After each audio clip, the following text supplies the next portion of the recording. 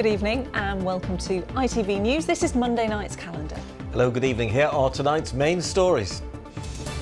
Pride or prejudice as more and more flags appear on homes, lampposts and even roundabouts.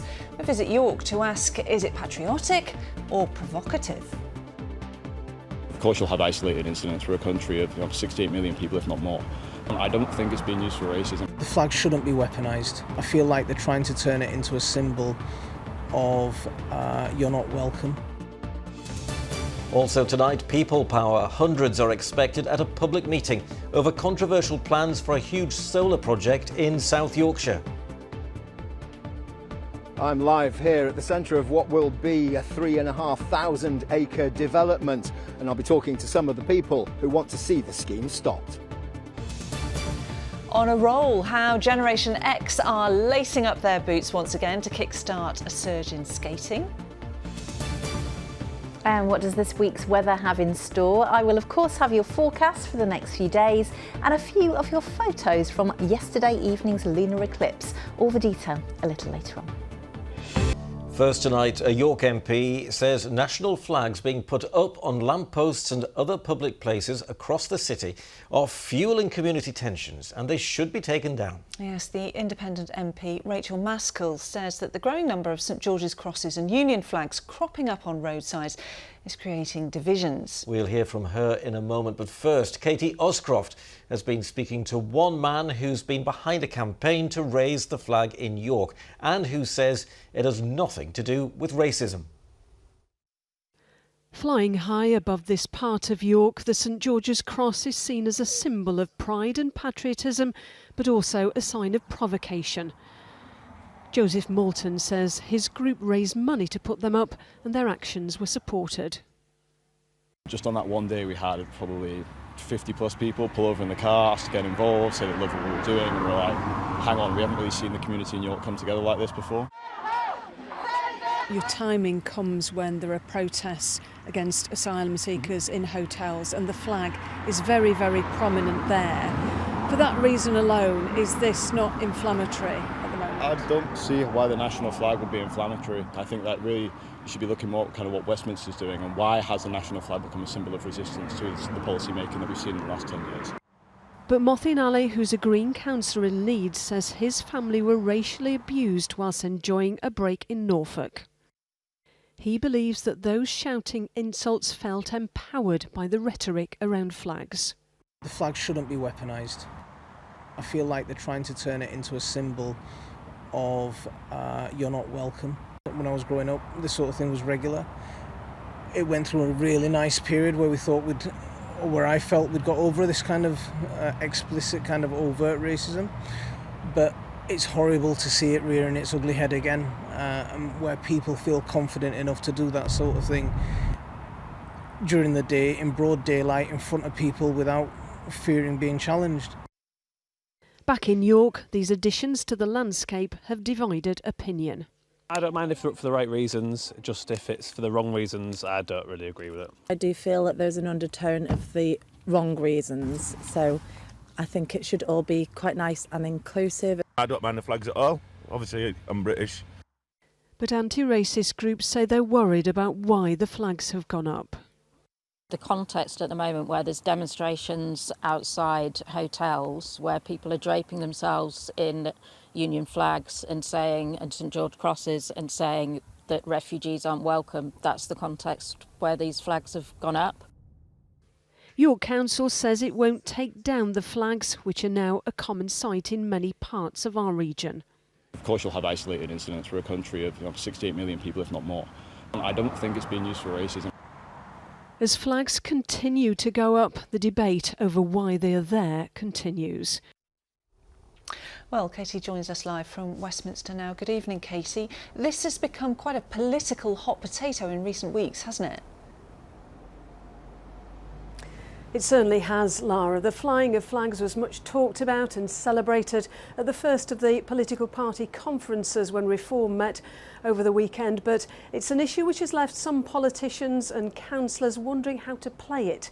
Now, the MP for York Central, Rachel Maskell, is in no doubt about what she wants the City Council there to do.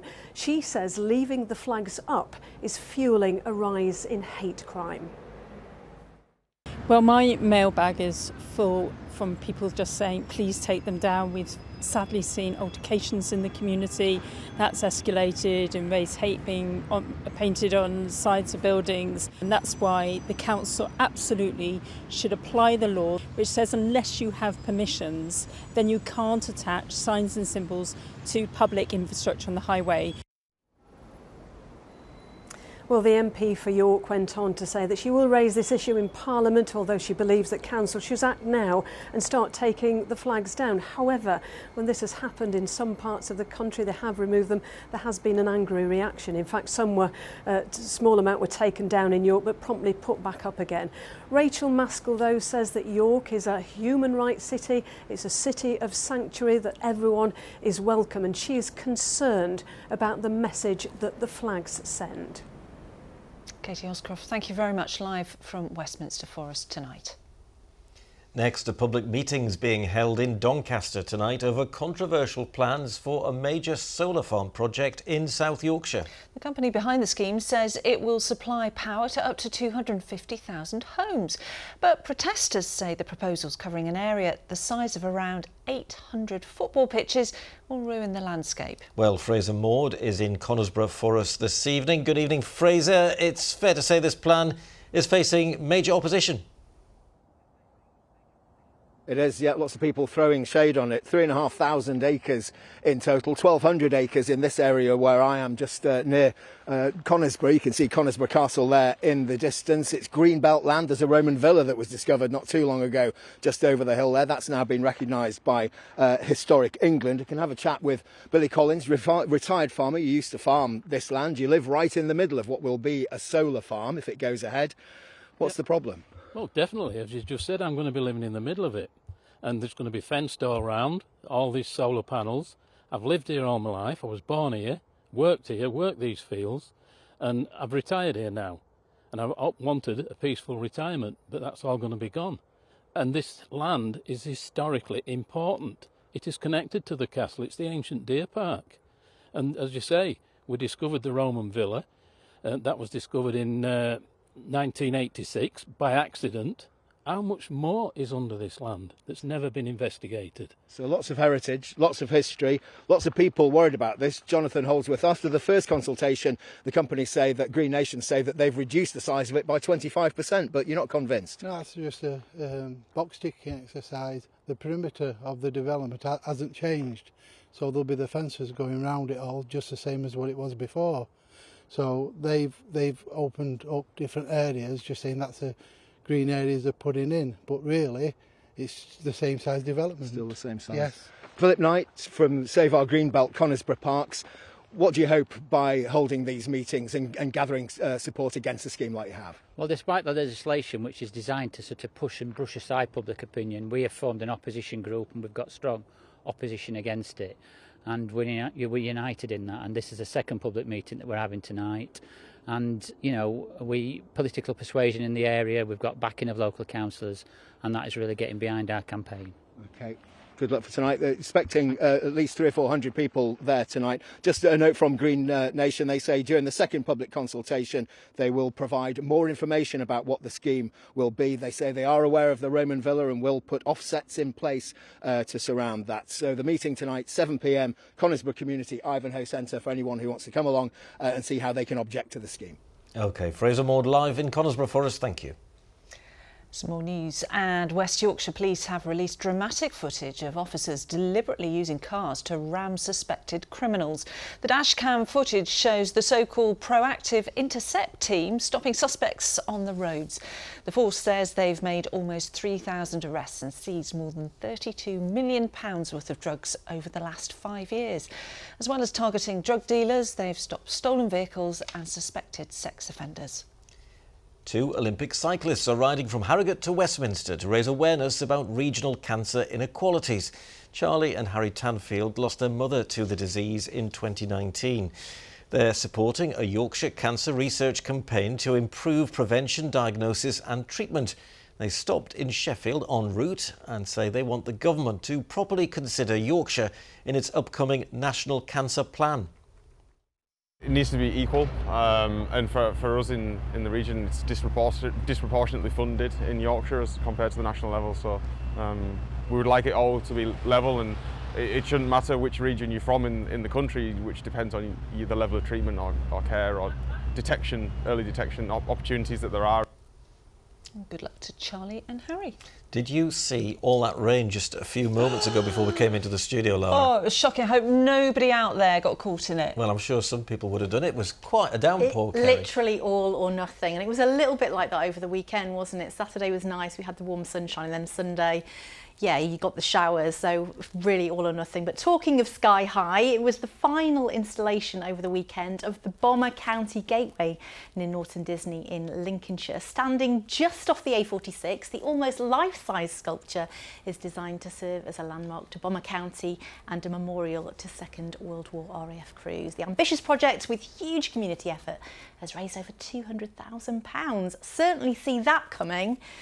Not everybody saw the showers coming earlier, but did you see the eclipse last night? Did you see that coming? I looked for it, but you know, the clouds were kind of in the way. Yeah, I had cloudy skies too, but Trish didn't in Filey. She managed to get the shadow of the Earth across the moon during the early part of yesterday evening. I think it was around 5 to 8 to 5 to 9. This is Stillingfleet in York. A big thank you to Karen and a big thank you to Claire in Sheffield. She was definitely in a different part of Sheffield to me because I didn't see it at all.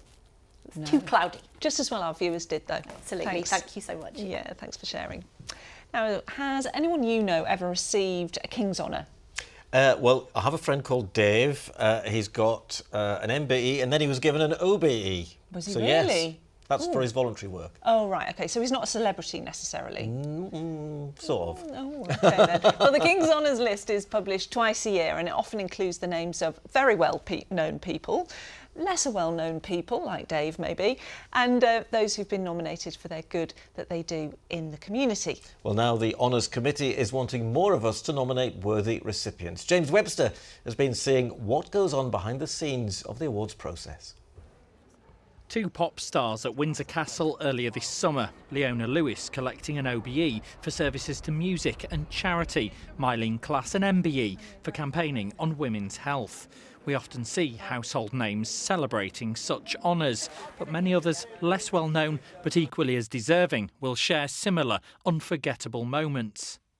Neil and Marjorie Dutton from Liversedge have both been made MBEs to recognise the many years they've devoted to scouting. We were absolutely gobsmacked when the letter came through from the palace that we had both been awarded the MBE. We didn't go into scouting to get awards. It's nice to be recognised.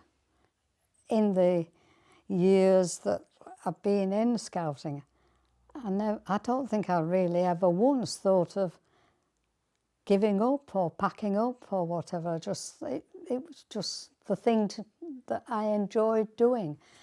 I got a lot out of it. 2 honours lists are released each year. The most recent, the King's Birthday Honours, in June. More than 1,200 people were recognised. So here we have the blank. This is how the CBE starts life, a square of sterling silver. Many of the badges they receive will have been made at this workshop. And then we finish up where you can see we've got all the detail in the crown. Each one will go through several different processes and be worked on by hand. What we turn out is spectacular in my book. You know, I've been involved in medals since the age of 9, and it's treasured not just by them but by the family, the generations after. Say, you know, oh, Grandad got an MBE, you know, or a BEM. Today they're being visited by one of the people who helps assess potential awards recipients. So I think people think the honour system's this impossible bar, you've got to kind of swim across the channel, all sorts of things. The honour system is about rewarding amazing people who do great work in their local community across the region. So what makes a great nomination for me is somebody who really deserves it, a person who people feel enthusiastic and makes an amazing difference in their community and region. They want more of us to nominate deserving individuals in our communities. So it's a really straightforward process. If you go online, the forms and guidance is available for you to do it. It's a really open system, and we want to see really the people who deserve it at that grassroots level, not just the notable people getting recognised. Whether it's British Empire medals or a knighthood or damehood, they are formal recognition of achievement and service to the country. Awards the honours committees want to make sure reach all those who deserve them. James Webster, ITV News. Yeah, I think Sir Ian White has a nice ring to it, don't you? No. It's Sir Christopher Dawkes for service to sports broadcasting. 50 years in broadcasting, Ian, or whatever it is that you've done. 80, you deserve it. It's about time. I feel like I've done 50 years in broadcasting. Yeah, right now then, what about a break for the season? Now, following promotion in May, Rovers have suffered just one defeat in all competitions and beat an informed Bradford on Saturday. Luke Molyneux's header put them one up early on. Will Swan levelled for City, but further goals from Jordan Gibson, and then Billy Sharp sealed the win, and Sharp just couldn't resist a cheeky chicken celebration in front of the Bantams fans. All the boys are actually, riding the crest of a wave at the minute, and we want to continue that. I know we can speak about momentum. It's more than that now. We feel like we've got a strong team here that can compete with anybody in this division, and we're showing that at this moment in time. Well, the only team to beat Doncaster this season are Huddersfield. They were also winners this weekend over Peterborough. And talk about from the sublime to the ridiculous. A wonderful strike from Herbie Kane for Town second, followed by a contender for miss of the season from Joe Taylor, who after beating the keeper had the goal at his mercy, but somehow managed to fluff his lines.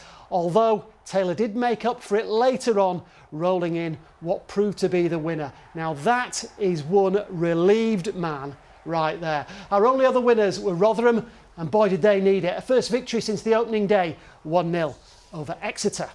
OK, well, that's the football then, Chris. What about the rest of the weekend sport? Well, Lara, we're closing in on the end of the regular Super League season. Still the playoffs to come, of course, and Wakefield are clinging on to a top 6 spot. Now, Trinity could have been 3 points clear of Hull FC in 7th had they not lost to local rivals Castleford, who ended a run of 5 straight defeats with a 26 points to 22 win.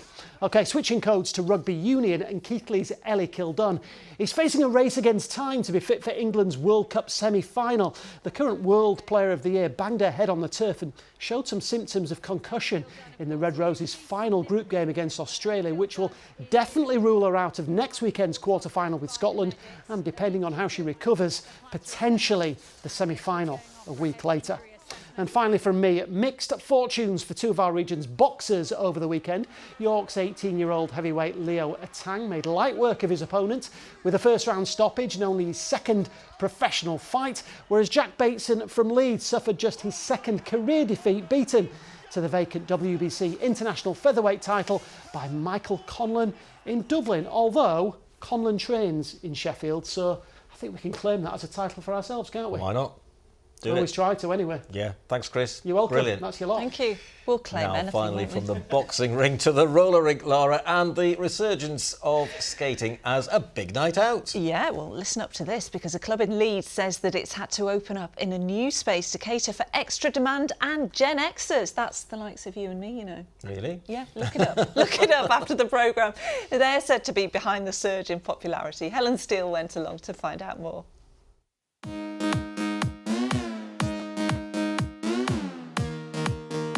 If you thought roller skating was just for kids, think again. Nowadays it's all about the glitter balls and in some cases the grandparents. Tucked away in an old mill in Leeds is the Skate Sanctuary. It's become so popular it's outgrown its old home and now provides classes and social sessions for adults. The mantra at today's session is anyone can skate, so it was hard to say no. So this is a bit different from what I've done outside as a child. So can you give me a few tips? Absolutely.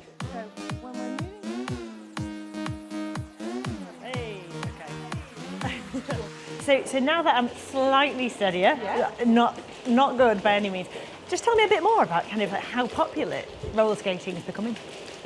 Roller skating has seen a real resurgence in the last few years because in 2020, when people were needing to do things that kept them occupied, and so we saw a boom. But it's not as popular as it once was. When Karina and Leslie tell friends about their hobby, they don't exactly take it in their stride. Yeah. Are you any good? Yeah. Can you do it? Do you? For them, there's only one way to encourage more people to get their skates on. Just get out in the street. We've skated outside Victoria Gate, and we're just skating up and down there, and security came out and told us to move. I was like, how old am I?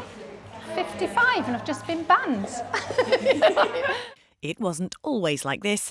Back in the 60s, skating was in its heyday and became the go-to place for nights out. I haven't done it for 61 years. I mean, given me at 78, you have to keep yourself fit. And we owe it to the NHS and society to keep fit. Having something that you can do that's sociable, that doesn't involve alcohol, has got to be a positive thing, because in reality, alcohol and roller skating probably don't mix that well. You know, I do like a drink, but perhaps not when I'm getting on 8 wheels, you know. We all need to test ourselves and sort of build on our resilience a little bit, take ourselves out of the comfort zone and try something. So whether it's a healthy alternative you want or a confidence boost, just make sure there's something to hold on to. Helen Steele, ITV News in Leeds. Brilliant. Do you fancy it? Certainly not. I fancy spending a week in hospital with a broken leg, yeah. Well, you can see an extended version of Helen's report over on ITVX now. To find us, you go to the ITVX app on your smart TV, phone or online. Click on categories, then news, and scroll down. Along with our latest programmes, you can catch up with exclusive content and some of our very best stories. It's all available on ITVX on demand. Right, let's get our skates on and get the weather with Kerry. A clear start makes way for a day of ancient discoveries. TUI sponsors ITV Yorkshire Weather. Yes, not too bad across most parts of the region today for much of daylight hours. Not quite as warm as yesterday, but more in the way of sunshine. And as we head into the next couple of days, we are expecting it to stay on the mild side for the time of year, for tomorrow and indeed for Wednesday. Tomorrow is probably our best day of the week for drier and brighter conditions. We've got showers which could be certainly at times heavy and thundery from midweek onwards for the rest of the week. So low pressure is basically just feeding in from the south and west. It holds off until Wednesday when they basically group together and push north and eastwards, and then behind that, low pressure to the north of the UK feeding in a rash of showers. A few showers in the mix for this evening, but overnight tonight it is mostly dry and clear and the winds are fairly light. So last night we got down into single figures, and I do think we could get even 4s or 5s in rural sheltered spots as we head towards dawn. So it is a colder night for all parts of the region. Most of us will be in single figures as we head into the early hours. 6:28 and 7:38 are your sun times, so maybe a little bit of morning mist and fog. Fresh start tomorrow, but a lovely dose of sunshine. Just some fair weather cloud into the afternoon. We stay mostly dry, can't completely rule out an odd shower over the Pennines, but we're dry and bright. A little bit more of a breeze, but it's from that southerly direction. And temperatures will be around 21 or 22 Celsius, so still just above the average for the time of year. On Wednesday, we do look to the west for showery bands of rain. Could be heavy at times, maybe even thundery. Last of the warmer conditions. It does freshen up a little bit for the second half of the week, and we continue that mix of sunshine and blustery showers. TUI sponsors ITV Yorkshire Weather.